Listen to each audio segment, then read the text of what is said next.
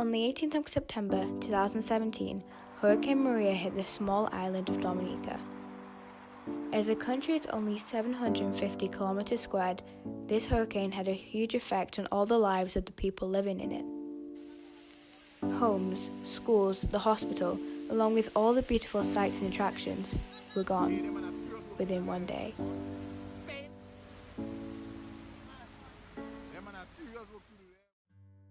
Dominica is often known as a nature island.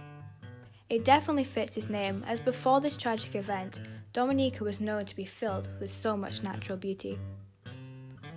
Dominica was one of the Caribbean islands discovered by Christopher Columbus, and it's said that if he was to come back and go to the places that he discovered, Dominica would be the only one he would recognize, due to the authenticity. After the hurricane struck, the government of Dominica got together to come up with ideas in order to prevent this much harm from coming to Dominica again. The Climate Resilient Execution Agency for Dominica, also known as CREED, was put together.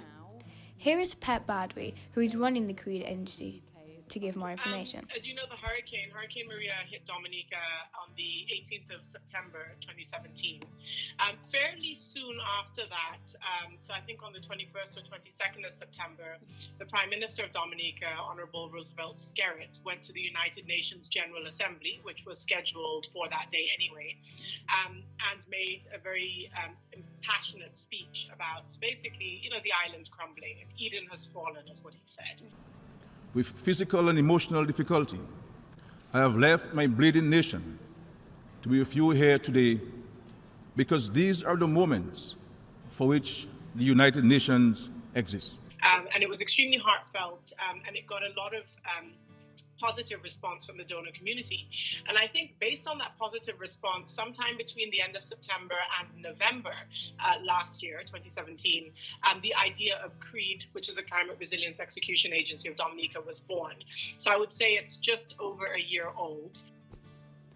So the CREED agency are at the startup phase and having good plans toward making Dominica resilient from these natural disasters. But let's look into the personal side of this disaster and hear some stories of some Dominican people. Cecil Badri, and my age is 64, and I was born in Dominica, Point Michel. My name is Shirley Badri. I'm 61 years old.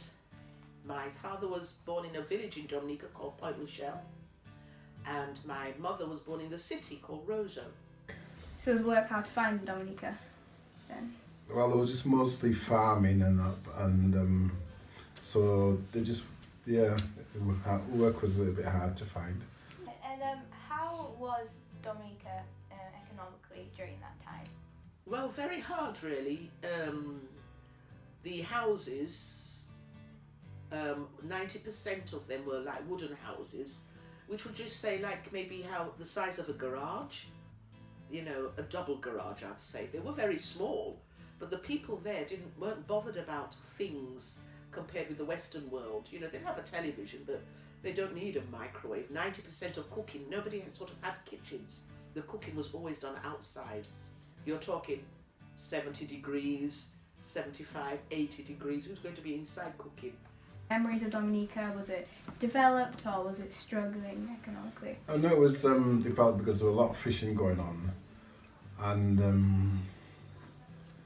there were a lot of fishermen, and like your grandma, she had a shop at the bottom of the village where we lived, and she used to sell vegetables and things like that to people, and bread, make her own bread and sell it there. Oh yes, it's come on a lot, very slowly. They've struggled, as Dominica really has. It's a very small island, although it's the third largest island in the Caribbean after Jamaica and Trinidad. But a lot of the young ones, like I know 90% of young ones who I've known in Dominica went to colleges and university in America and England, Germany. They left the island. Those facilities were not on the island at all, not even in Barbados, which you'd have thought was a bigger economically controlled country, island. And it was very sad, very, very sad. But we know people in their 80s who actually said to us, They've never experienced a Category 5 hurricane. I've been there when there's been a Category 2. Well, you can go shopping. It's like a tropical storm. You're going to... I walked to the market with my mum. You know, that was no problem. But we know somebody during the hurricane, and you know, in a solid brick house, we know somebody, their house literally turned upside down as though it was uprooted. We know somebody who was holding on to her granddaughter, and she was pulled out of the window through the hurricane, because once the window broke, not double glazed like here in England or triple glazed, it was just single glass in the Caribbean. She was holding on to her granddaughter, and it's been like a whirlwind inside the house, and it took the granddaughter. She was only 9, and they never found her. Yeah, that's a sad situation. My passion for Dominica is very strong. It's I have always loved the island, always. I have a lot of roots there. We still have a lot of roots and family, cousins, aunts, uncles. But it is the most beautiful island, and I'm not being biased, in the world.